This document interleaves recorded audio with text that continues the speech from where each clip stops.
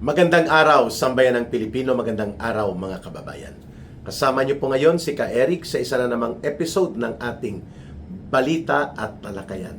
Maraming salamat sa inyong pagsuporta, pagsubaybay, pag-like, pag-share at pag-promote ng ating mga videos, ng ating mga balita at talakayan. And of course, ang inyong patuloy na pagkampanya na suportahan po ang ating pagbabalik live stream, no, every morning. I see to it, basta wala akong hearing sa court o ako ay walang lecture series, 11:15 or 11:20 in the morning nagla-live stream tayo, and then sa gabi sa Philippine Standard Time 9:45 in the evening, mga kababayan. Dalawa po ang ating live stream platform. Ang isa sa YouTube channel, yung Ka Eric Celis YouTube channel. Sa pag-like and share and subscribe nyo, lumalawak po tayo. And then sa ating bagong plataforma, ito na po yung na-monetized na Facebook page ni Ka Eric. Jeffrey Ka Eric Celis 2.0. Ayan. Maraming salamat muli. Saludo, mga kababayan. Puntuhan natin sa oras na ito ang pagpuna na ginawa kahapon on the Senate Impeachment Court, no less than ni Senator Alan Peter Cayetano, tungkol doon sa pagpapa-espesyal ni NBI Director Melvin Matibag, no? At sinabi ng prosecution, itong kababayan ko na si mahilig mag-declamation at mag-oration, no? Instead na mag-present ng maayos bilang prosecutor ng House, nag-hire pa ng mga private prosecutors, binayaran ng taong bayan para lamang gawing sarswela ang impeachment trial nila laban kay Vice President Sara Duterte. Hindi sana kung hindi nyo naman pala kaya na mag-present at mag-prosecute bilang mga abogado, hindi nyo na dapat ito inakyat dahil binaluktot naman ito in the first place ang uri ng impeachment articles na kanilang isinampa sa impeachment court sa Senado. But nonetheless, I'm talking about si Congressman Lawrence Defensor, no? Sabi niya may sulat na ipinadala itong si Director Matibag na kung pwede ay maisalang siya sana sa araw na ito sapagkat mayroon siyang activity with the FBI conference somewhere else, no? At nais niya na ma-move forward ang kanyang pagsalang dito sa mga list and line up of witnesses na ipepresent sa Senate Impeachment Court. Subalit, tumayo po si Senator Alan Peter Cayetano at sinabi niya, una sa lahat, wala namang problema na ang mga government officials na nagtitistigo dito ay mayroon pong mga iba pang mga ginagawa other than being a witness and to testify sa Senate Impeachment Court. Yun pong binanggit niya. Pero, dahil ikaw ay nakasalang sa schedule na dapat doon ka pa ipapatawag at ipipilit mo ngayon na bigyan ka ng priority, mukhang hindi maganda yan na president, no? Hindi maganda yan na gawin natin siya na every time na magsabi na dito ko gusto at sana ito ang ibigay nyo sa akin na schedule ay gagawin ng Senate Impeachment Court. That cannot be done. Kaya nag-react po din si Presiding Senator Judge Escudero. At sinabi niya, di ba, wala pa naman siyang subpoena, hindi pa siya ipinapatawag at mayroon siyang nakasalang na ibang schedule para dito. Bakit natin yan ipipilit kaagad, no? Kaya nag-oppose po ang defense panel, our defense lawyers ni Sara Duterte, at sinabi na sundin natin ang schedule. Kasi yan ang nakalagay at napag-usapan natin even sa pre-trial and even dito sa pagsisimula ng trial na ito. At ang punto dyan, mga kababayan, una, hindi pwede magpa-special treatment itong si Matibag. Kung mayroon kang schedule, sabi ni Senator Alan Peter Cayetano, i-delegate mo yan sa iba mo pang mga tauhan. May mga deputy ka naman, may mga iba ka pang director dyan, or department or division head ng iyong departamento. At hindi naman yan life and death, no? Parang kung tayo magtingin dyan, para i-prioritize mo pa yan dito sa schedule na nakasalang sa'yo. Mukhang nagpapalusot, yun nga ang sabi ng mga netizens, no? Nais niya lang magpa-importante. At para siya ay maisalang kaagad, ang sabi naman ng defense team, dapat pag nagbibigay ng mga listahan ng mga testigo, pinaghahandaan din po namin yan. Hindi rin basta-basta lang nasasalang kami na hindi kami naghahanda. Kaya dapat sundin natin ang mga schedule na ito. Kaya hinanapan ngayon si Matibag ng kanyang copy of the letter request. Ano ang naka-attach dito? Anong mga travel authority? Ano ang schedule of invitation para sa kanya? And nasuspend po ang pag-grant ng motion na siya ay isalang ngayon. At kailangan ipasubpoena siya kasi hindi siya nakalista doon sa mga priority na mga dapat ilalatag ng mga testigo ayon sa napagkasunduan sa Senate Impeachment Court. Maganda pong pinuntuhan yon ni Senator Alan Peter Cayetano. Hindi ko mo direktor ka ng NBI ay pwede ka nang magpa-special treatment sa Senate Impeachment Court at parang iaayon at ia-adjust ang kalendaryo ng Impeachment Court para sa iyo. Yun po ang pinaka-esensya ng pagpupuna na ginawa ni Senator Alan Peter Cayetano. Dapat marunong din maglugar ito si NBI Director Matibag, no, sa sobrang angas nito at sa sobrang bilib, no, at entitled ang tingin niya sa sarili niya, nakalimutan niya na hindi siya pwede ang magtatakda ng daloy o schedule ng Senate Impeachment Court. Ayan tuloy, nakatikim ka ng pitik. So maybe next week, no, ang kanyang schedule at titingnan natin kung ano ang materiality and relevance ng kanyang presensya dito bilang testigo. Dalawang testigo na nila ang talaga namang bulagta sa cross-examination, no? At naipakita ang kanilang inconsistency, discrepancy, and sloppy investigation work, no? Parang hindi gawa ng NBI. Doon pa lang kahapon ay talagang kitang-kita naman na pati mga dates, nagbalikuko, nagtopsy-turvy, ang sequence of investigation, may mga dokumento na hindi permado ng investigating agent, may mga date na tinatamper ang appearance, pinapalitan ang receiving date at ang actual date of attachment, hindi nagkakatugma, mga bagay at sa unang salang ng testigo, mga photocopy na hindi tumutugma sa original copy ng dokumento, mga bagay ito na hindi po secondary lamang. These are material and significant deficiencies and defects. Dito po sa paghahanda, supposedly ng NBI na maging testigo sila sa impeachment court trial na ito ni Vice President Sara Duterte. So it doesn't matter kung si Matibag ay isasalang ngayon, kaagad-agad.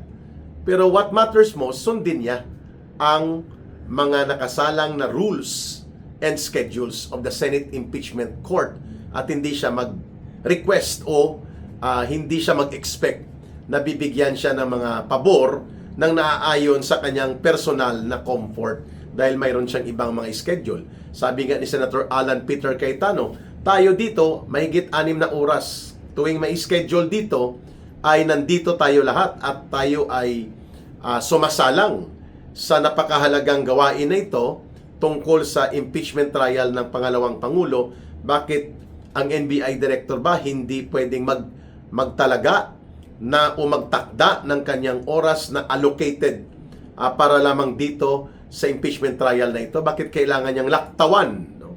Bakit kailangan niyang unahan ang mga schedule na nakasalang according to the rules and requirements as well as agreement in the Senate Impeachment Court? Kaya ang lesson learned kay Matibag, ilugar mo ang sarili mo. Hindi ka entitled sa mga pabor na sa tingin mo ay entitled para sa iyo. Sapagkat ikaw ay dapat naglilingkod sa taong bayan, hindi sa iyong mga personal comfort, Director Matibag. At kita mo naman, dapat ipatawag mo itong team mo sa NBI na isinalang ninyo at ipinahiya dyan sa Senate Impeachment Trial that during the cross-examination, ultimo affidavit, abogado pa naman siya, ultimo nilalaman ng kanyang affidavit nitong Attorney Jeremy Lutok, Regional Director pa ang level nito, ay hindi niya maipaliwanag at palulusutan niya lang ang Senate Impeachment Court na typo error. Anong typo error? Typo error ang Department of Justice nang galing si Sara Duterte. Ibig sabihin hindi binasa, hindi ni-review, hindi inayos, hindi na proofread, hindi na edit ng maayos ang nilalaman ng affidavit, pati ang mga comma, period, spacing at mga ginamit na mga pananalita sa loob ng affidavit. Kailangan po yan kasi iyan ay mga legal documents with important legal bearings and implications kapag nagkamali ka. Lalo na ngayon, isinasalang sila as testigo laban sa di umano pagtanaw ng NBI that Sara Duterte committed an impeachable offense by having those videos spliced na inilabas nila na nagmumura, nagbabanta at nagpapakita ng unconventional reaction niya doon sa kanyang nararamdaman na sila ay sobra-sobrang iniipit ang buong pamilya Duterte at sila ay ginagawan ng mga hakbang to the point na may binulgar sila na nakaabot sa kanilang kaalaman ng Oplan Romanov, which is isang operation plan to assassinate and cripple the Duterte family. Yun po ang buong konteksto kung bakit nagkaroon ng mga press conference na yun ang Vice President Sara Duterte. No? Ang Romanov po, pinoint out ito ni Rapi Tulfo, mabuti at nag-research din siya kahit papano. Yan po ang mga pamilya sa lumang Tsar, the Tsarist Russia in the old ancient Russia na pinabagsak at pinatay sila ng mga Bolshevik revolutionaries ng Communist Party of Russia noon, ang mga Bolshevik Party at ang kanilang mga revolutionary functionaries. No? That was 1917, mga kababayan. Ayan ang tinatawag na the 10 days that shook the world. No? Yan ang Red October Revolution from, I think, October 28 to November 7, kung hindi ako nagkakamali. Bolshevik Revolution of 1917. Mga kababayan, doon ang galing yung termino na Romanov, mga kababayan. So now, going back dito sa pagbibigay ng puna at pagsaway kay Matibag, na huwag kang maglaktaw-laktaw at i-allocate mo ng tama ang schedule mo dahil seryosong matter and bagay na dapat pinapahalagahan ang impeachment trial na ito. Kaya hindi po pwede yung mga papalusutin mo sa sulat-sulat lang. So tingnan natin kung mabibigyan ng pahintulot na this week, kasi ang schedule ng Senate Impeachment Court Trial Monday, Tuesday, and Wednesday. Tapos nagkakaroon sila ng recess of the court schedule or break, and then nagbabalik naman pagkasunod na linggo, Lunes hanggang Miyerkules. And baka magkakaragdagang schedule yan after the State of the Nation address sa August. No? We are expecting na aabot ito hanggang October, mga kababayan, ang trial, kasi 4 na articles of impeachment ito. Hindi ko pa nabasa o nakuha ang buong Senate rules kung pwede ba mag-decide sa first impeachment article ay magdesisyon o tapusin ang 4 na presentation of so-called articles of impeachment laban kay Sara Duterte. Ito pa ay una pa lang, pero Article 4 ito. Grave threats and inciting to sedition equivalent to the committing or the commission of the crime of betrayal of public trust, which is an impeachable offense, sabi nila ng House Prosecution Panel. But of course, at the end of the day, it does not matter kung gaano kagaling at gaano kapatambling-tambling ang cross-examination versus prosecution presentation at mga evidence at testimonya. Ang magde-decide nito ang mga senador, at they need to have 16 votes in the Senate Impeachment Court, because that is the 2/3 of what is stipulated and clearly stated in the Constitution. It must be 2/3 of all the members of the Senate. The members of the Senate are 24. Wala pong nag-resign, walang namatay, walang na-expel, walang na-convict with finality of decision na ma-remove from public office. So therefore, senador pa rin po ang bilang at pagkatayuan para kay Senator Bato de la Rosa, Senator Jinggoy Estrada at Senator Marcoleta, bagamat wala sila physically sa loob ng Senate Impeachment Court, but sila po ay mayroong mga circumstansya na nagpapakita na hindi man nila gustuhin, pero dahil po sila ay hinabol, inipit at tinadtad ng latigo ng ombudsman ni Marcos na si Rimulya, kaya nakakulong itong dalawa. si Senator Marcoleta at si Senator Jingo Estrada, at kung kaya nakalusot si Escudero at saka si Villanueva dahil nga naging tagapaghataw ng latigo ng kaso si Rimulya para paluhurin at lumpuin ang mga senador na kumokontra kay Marcos at nakalinya sa oposisyon, lalo na sa Duterte political alignment, kagaya ni Senator Marcoleta at even ni Senator Jingoy Estrada. Si Senator Bato de la Rosa, magkaiba po ang kaso nito. Ginagamitan naman siya ni Marcos Jr.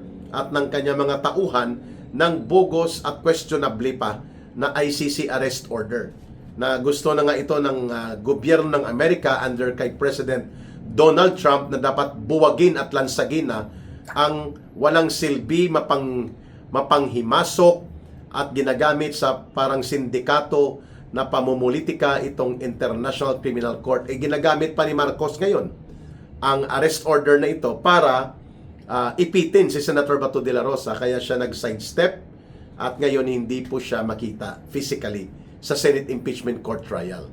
Pero ang nakalagay po sa ngayon, they can only be considered no longer members of the Senate at hindi na sila magiging senador, si Senator Bato de la Rosa, si Senator Jingo Estrada at si Senator Marcoleta, kung sila ay mag-resign o kung sila ay mamamatay o nagkasakit o naging paralisado, hindi na makapagsalita, hindi na makapaglakad, o kaya namatay, o kaya na-expel, hindi naman sila pinapatalsik ng Senado.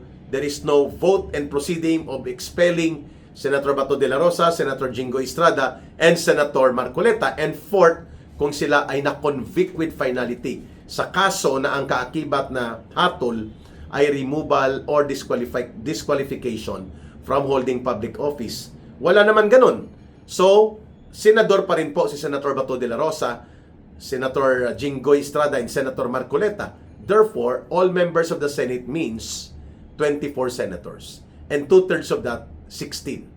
Kaya nga, kahit ano pa ang tumbling at mga circus na gagawin dito sa impeachment trial, these are all suspended animation for Marcos.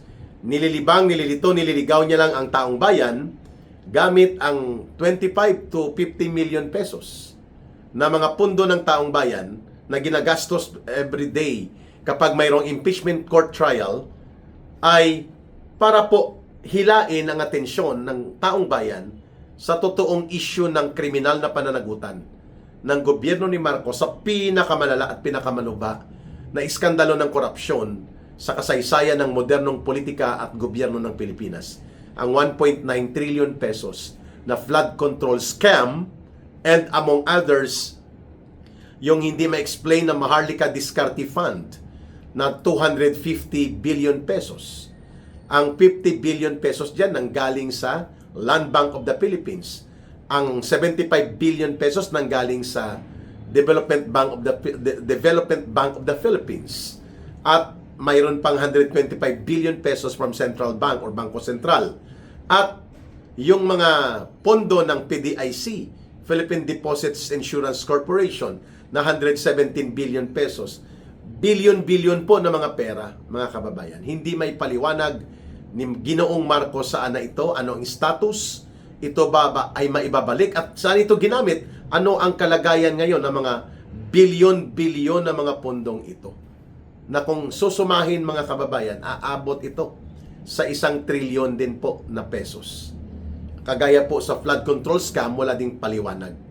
At iniiwasan ni Marcos ang pananagutan dito. Kaya niya itinutulak ang tinatawag po na suspended animation. No? Parang nalilibang, nalilito at naliligaw ang kaisipan ng mga mamamayan dahil nakapokus dito sa mga impeachment acrobatics na nangyayari. Na alam naman natin po, wala silang numero to convict Sara Duterte. At the end of the day, they need 16 senators to vote for the conviction of Sara Duterte to remove her as the Vice President and with accessory penalty of perpetual disqualification from holding public office. Malabo. Yes, malabo, mga kababayan. At ito naman ay nakita na natin na ang maliban sa paghataw ni Marcos na kunin ang atensyon ng taong bayan sa kanilang kriminal na pananagutan sa flood control scam among other issues of big-time corruption and plunder, ay gagamitin din po ito para wasakin ang pagkatao ni Sara Duterte. That is the reason why atat na atat si Matibag na magpa-witness kaagad at isalang na siya kasi gusto niya na ipakita ang kanyang performance. Wow, performance level. Tingnan nga natin next week kung maisasalang siya at kung ano ang performance level na gagawin ni Melvin Matibag na sobrang sip-sip at naging attack dog na ni Marcos ang NBI dahil sa kanya. At talaga namang ibinaba ng todo-todo ang integridad at dangal ng NBI na supposedly isa itong prestigiyoso at hinahangaan dapat na professional law enforcement agency. Ngayon, sila ay ginagamit bilang operatiba para durugin sa impeachment court trial si Vice President Sara Duterte. Well, ang taong bayan po ay hindi naman tanga at bobo para hindi makita ang mga gimmick at mga manipulasyon na ito. Kaya nga, durog palagi ang mga witnesses nila from the NBI, even abogado pa ang isa lang nila, regional director level pa, kasi kapag nagsisinungaling ka, lalabas at lalabas po ang kulay ng iyong pagtatabon-tabon at mga pagmamaniobra kahit ano pa ang iyong gagawing mga pagmanipula sa sitwasyon. Truth has always its own way of coming out. At yan po ang nakikita natin dyan sa impeachment court trial, mga kababayan.